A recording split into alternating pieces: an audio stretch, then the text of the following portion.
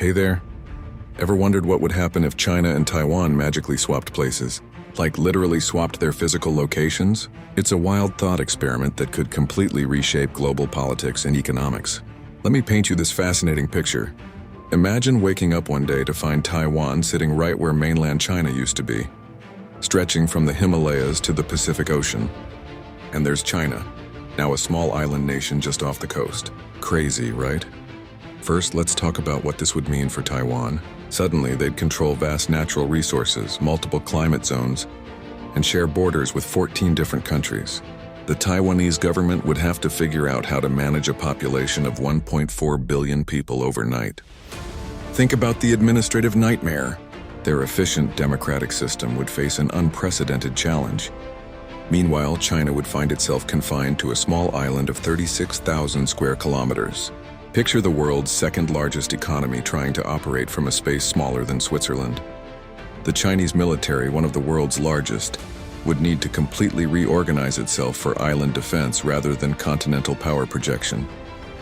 Here's where it gets really interesting: the economic implications. Taiwan's semiconductor industry, which currently produces most of the world's advanced chips, would now have access to enormous resources and workforce. They could potentially create the largest tech manufacturing hub in human history, but they'd also inherit China's agricultural responsibilities, feeding over 1 billion people. China, on the other hand, might actually benefit in some ways from its new island position. They'd have a more defensible territory and could focus on developing a powerful naval presence. Plus, being an island nation often leads to strong international trade relationships. Just look at Japan and Singapore. The global balance of power would shift dramatically. Would the US still maintain its policy of strategic ambiguity? Would China's new island status make it more or less aggressive in its foreign policy? And how would neighboring countries react to this massive geographical shuffle? Think about the cultural impact too.